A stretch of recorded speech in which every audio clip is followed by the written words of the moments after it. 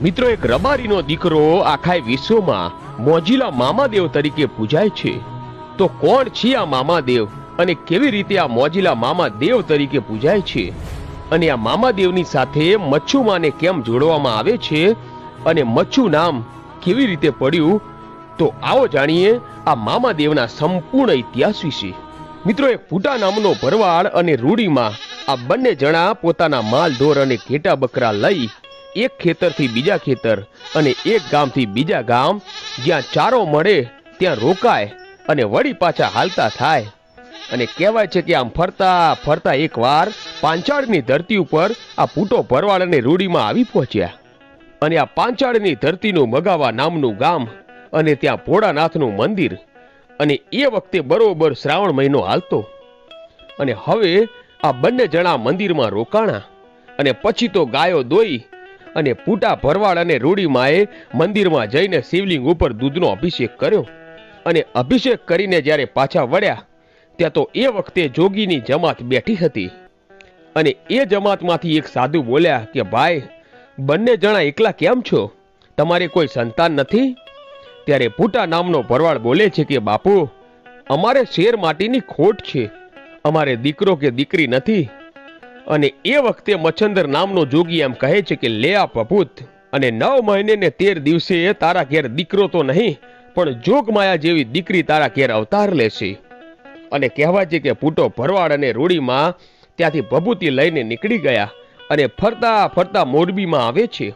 અને મોરબીની અંદર 9 મહિને ને 13 દિવસે એ પૂટાના ઘરે એક દીકરીનો અવતાર થાય છે. અને કહેવાય છે કે મચ્છંદર નામના જોગી આ દીકરી આપી હોવાથી એનું નામ મચ્છુ રાખવામાં આવ્યું. અને આ દીકરી સાક્ષાત જોગમાયા હતા.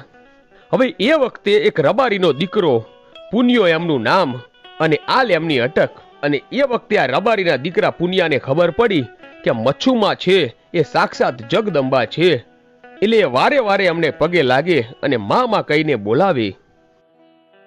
અને પછી એક દિવસ મચ્છુમાં વિચારે છે કે મારે આ પુનિયાની પરીક્ષા લેવી પડશે. અને આમ કહી અને પુનિયાની પરીક્ષા લે છે. અને કહેવાય છે કે પુનિયો પરીક્ષામાં પાસ થાય છે. અને પછી મચ્છુમાં પ્રગટ થઈને કહે છે કે હે પુનિયા, હું જ તારી પરીક્ષા કરતી હતી અને તું પરીક્ષામાં પાસ થયો છે. અને ત્યારે પુનિયો બોલ્યો કે હે મચ્છુમાં, હું તો પામર માણસ છું અને તું તો જગદંબા છો. હવે આવી પરીક્ષા કરતી નહીં માં, નહીતર હું હારી જઈશ. અને પછી મચ્છુમાં અદૃશ્ય થઈ જાય છે. પછી તો કહેવાય છે કે સમય જાય છે અને પુનિયાને મચ્છુમાની ભક્તિનો રંગ લાગ્યો અને આખો દિવસ મચ્છુમાની ભક્તિ કરે છે. હવે સમય વીતતા વીતતા એક દિવસ નવરાત્રીનો સમય આવ્યો અને કહેવાય છે કે માં જગદંબા મચ્છુમાં નવરાત્રીમાં ગરબા ગાવા જાય છે. અને એક દિવસ આવવામાં મોડું થયું એટલે ગામના બીજા લોકોએ આ મચ્છુમાના બાપાને આવીને કાન ભંભેર્યા કે પૂટા, તારી દીકરી મોડી રાત સુધી ગરબા ગાવા જાય છે કે બીજે ક્યાંય જાય છે, એની ઉપર તારે નજર રાખવી જોઈએ. આમ ગામવાળાઓએ શંકા કરી, પણ પૂટાને ખબર હતી કે એની પર શંકા ન કરાય, આ તો સાક્ષાત જગદંબા છે. અને પછી કહેવાય છે કે દીકરી ઘરે આવી અને ત્યારે બીજા માણસોએ કહ્યું કે આટલી મોડી રાત સુધી ક્યાં ગઈ હતી? ત્યારે મચ્છુમાએ કહ્યું કે તમને મારી પર શંકા છે, તમે હજુ મને ઓળખતા નથી, હું કોણ છું? અને એવું કહીને માં જગદંબા મચ્છુમાએ એક પગ ઊંચો કરીને જમીન પર પછાડ્યો અને કહેવાય છે કે જમીન ફાટી. અને પછી મચ્છુમાં બોલ્યા કે હું હવે સમાધિ લઉં છું, હવે મારાથી અહીંયા રોકાઈ શકાય એમ નથી. તમે મારી ઉપર શંકા કરી છે, પણ હું તમને વચન આપું છું કે જ્યારે જ્યારે તમને મારી જરૂર પડશે ત્યારે ત્યારે હું તમારી સાથે હશું. જાઓ, હું તમને વરદાન આપું છું.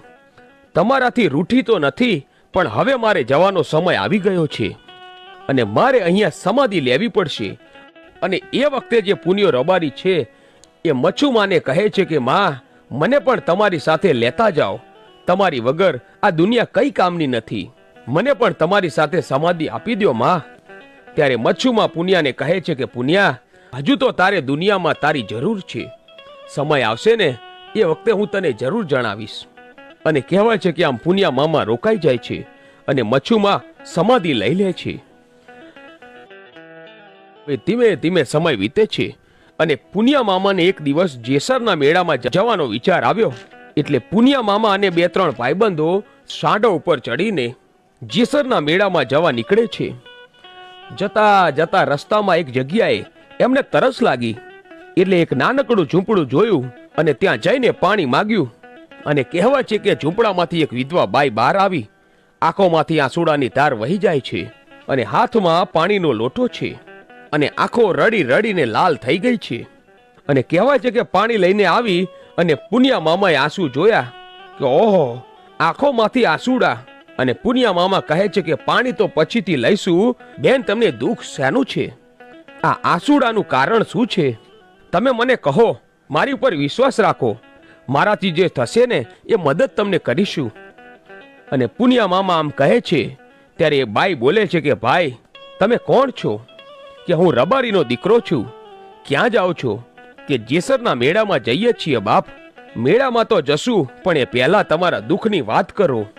અને એ વખતે બાઈ બોલે છે કે મોરબીનો જે રાજા છે એ રાજાને 32 લક્ષણા પુરુષની જરૂર હતી અને મારો નાનકડો એકનો એક દીકરો એ 32 લક્ષણો હતો અને જેની ઉપર હું રંડાપો ગાળતી હતી. અને મારો પતિ તો સ્વર્ગવાસ થઈ ગયો છે. એકનો એક દીકરો અને આ દીકરા ઉપર રંડાપો ગાળતી અને 32 લક્ષણો હતો. એટલે મોરબીનો જે રાજા છે એનો ગઢ દિવસે ચણે અને રાત્રે પડી જાય. દિવસે ચણે ને રાત્રે પડી જાય એટલે જ્યોતિષોએ કીધું કે આ ધરતી છે એ ભોગ માંગે છે અને 32 લક્ષણા પુરુષનું બલિદાન જો આપવામાં આવે, એનું માથું જો કાપવામાં આવે અહીંયા, તો જ આ ગઢ સંપૂર્ણ રીતે ચણાશે. અને એટલા માટે લોકોએ શોધતા શોધતા અહીંયા આવ્યા અને અમને ખબર પડી કે મારો દીકરો 32 લક્ષણો છે. એટલે પરાણે ઢસેડીને અહીંથી લઈ ગયા છે અને દીકરા વગરની થઈ ગઈ છું બાપ. એટલા માટે મારી આંખોમાંથી આંસુડાની ધારો થાય છે. અને એ વખતે પુનિયા મામાએ કહ્યું કે બેન, ક્યારે લઈ ગયા છે? તો કે હજી હમણાં જ, હજુ મોરબીના ગઢ સુધી પહોંચ્યા નહીં હોય. અને પછી તો કહેવાય છે કે પુનિયા મામાએ ત્યાંથી સાંઢ હંકારી અને મોરબીના મહેલે પહોંચ્યા. અને મોરબીના મહેલની માલિપા વિધવાનો મંત્રોચ્ચાર કરતા હતા અને બલિદાન આપવાની તૈયારી હતી. ત્યાં જ પુનિયા મામા આવ્યા અને મોરબીના રાજાને કહે છે કે મહારાજ, થોભી જાઓ, તમારે તો 32 લક્ષણા પુરુષની જરૂર છે ને? તો કે હા, તો હું જ 32 લક્ષણો છું, માટે તમે મારું બલિદાન આપો, પણ આ એકનો એક દીકરો છે એને રહેવા દો.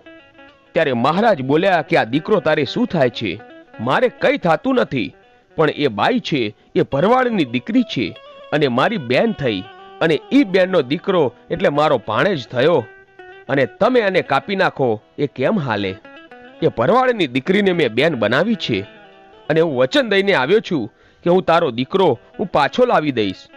તો મહારાજ, મને કાપી નાખો, મારું બલિદાન આપી દો, પણ આ દીકરાને પાછો આપો. અને હું તમને વચન આપું છું અને મારા ઠાકરના સામ ખાઈને કહું છું કે હું આ દીકરાને મૂકી અને જેસરના મેળામાં જઈને જરૂર પાછો આવીશ. અને પાછો આવીશ ને ત્યારે હું ઘરે નહીં જાઉં, પણ તમારી પાસે મારા માથાનું બલિદાન દેવા માટે જરૂર આવીશ. અને રબારીઓ ઉપર એ વખતે લોકોનો ભરોસો એટલો. અને ઠાકરના સામ ખાઈ લીધા એટલે મોરબીના મહારાજને લાગ્યું કે આ માણસ જરૂર પાછો આવશે. અને પછી તો કહેવાય છે કે પુનિયા મામા દીકરાને લઈને એ એમની ધર્મની માનેલી બેનને પાછો આપે અને જેસરના મેળામાં ગયા. અને જેસરનો મેળો ફરી અને પાછા આવીને મોરબીના મહારાજને કહ્યું કે લો, હવે ઉતારી લો મારું માથું. અને પછી બ્રાહ્મણોને બોલાવ્યા, વિધિ થઈ અને માથું કપાણું અને જમીનને બલિદાન અપાણું. અને એ પુનિયા મામાએ પોતાના લીલા માથાનું બલિદાન કરી દીધું. અને એ વખતે કહેવાય છે કે ત્યાં મચ્છુમાં પ્રગટ થયા અને મચ્છુમાં કહે છે કે હે મોરબીના રાજા, હું મચ્છુ દેવ બોલું છું અને તમે મારા ભક્તનું બલિદાન માંગ્યું છે. આજે મારા ભક્તને તે કાપ્યો છે. અને એ વખતે મોરબીનો મહારાજ 2 હાથ જોડીને કહે છે કે હે માં, આ ધરતી ભોગ માંગતી હતી, એટલા માટે મેં 32 લક્ષણા પુરુષનું બલિદાન આપ્યું છે. ત્યારે મચ્છુમાં બોલે છે કે તારી જે જગ્યાએ દિવાલ પડી જાય છે ને ત્યાં એક કોઠી બનાવ અને કોઠીમાં મારું મંદિર બનાવજે. અને તારો ગઢનો એક કાંગરો પણ પડવા દઉં ને તો મારું નામ મચ્છુ નહીં. અને પછી કહેવાય છે કે મચ્છુમાએ પુનિયા મામાને કહ્યું તે ભરવાડની દીકરીનો દીકરો બચાવ્યો છે અને એના માટે તે તારા માથાનું બલિદાન આપ્યું. એટલે હવે ભરવાડને અને રબારીને મામા ભાણેજનો સંબંધ થઈ ગયો છે. અને એટલું જ નહીં, આખી દુનિયા તને મામા દેવ તરીકે પૂછશે. જા, હું તને આશીર્વાદ આપું છું. અને આઈશીર મચ્છુમાએ આશીર્વાદ આપી દીધા. અને હવે મારે વાત કરવી છે કે પૂન મામા દેવ હતા એ કોણ અને એમનો પૂર્વજન્મ કયો હતો. ભગવાન ભોળાનાથના સસરા પ્રજાપતિ દક્ષે એક યજ્ઞનું આયોજન કર્યું. આ યજ્ઞમાં તમામ દેવી દેવતાઓ બ્રહ્મા અને વિષ્ણુને આમંત્રિત કર્યા, પરંતુ તેમના પુત્રી સતી અને ભગવાન ભોળાનાથને આ યજ્ઞમાં ન બોલાવ્યા. તેથી સતીને આ વાતનું ખોટું લાગતા તેઓ આ યજ્ઞમાં પોતાને હોમી નાખી સળગી ગયા. ત્યારબાદ ક્રોધે ભરાયેલા ભગવાન શંકરે તેમની જટાની એક લટ તોડી જમીન પર નાખી અને તેમાંથી વીરભદ્રની ઉત્પત્તિ થઈ. અને પછી ત્યારબાદ સળગી ગયેલા સતીના શબને લઈને ભગવાન શંકરે તાંડવ નૃત્ય કર્યું. ત્યારે ભગવાન વિષ્ણુએ તેમના સુદર્શન ચક્ર વડે તે શબના 51 ટુકડા કર્યા. તે 51 ટુકડા ધરતી પર પડ્યા. તે જગ્યાએ 51 શક્તિપીઠો બન્યા. ત્યારબાદ માતા સતીએ હિમાલયના ઘરે અવતાર લીધો અને તપ કરી ભગવાન શંકરને પ્રસન્ન કરી તેમની સાથે વિવાહ કર્યા. પછી વીરભદ્રએ ભગવાનને કહ્યું કે હે પ્રભુ, હવે મારે શું કરવાનું છે? ત્યારે ભોળાનાથ બોલ્યા કે હે વીરભદ્ર, તમે હવે રબારીના ઘરે અવતાર લેશો અને જગત આખામાં મામાદેવ તરીકે પૂજાશો. તમને અફીણ, ગાજો, અત્તર, સિગરેટ અને ગુલાબના ફૂલ ચડશે. તમે ખીજડે, પીલુડી અને લીમડે વાસ કરશો. તમે દુનિયાના દુઃખ દૂર કરજો. તમને શંકર અને પાર્વતીના આશીર્વાદ છે. ત્યારબાદ મામાદેવનો રબારીના ઘરે જન્મ થયો અને ભરવાડના દીકરાને બચાવવા મામાદેવે પોતાનો જીવ આપ્યો. ત્યારબાદ જગત આખામાં મામાદેવ તરીકે પૂજાયા.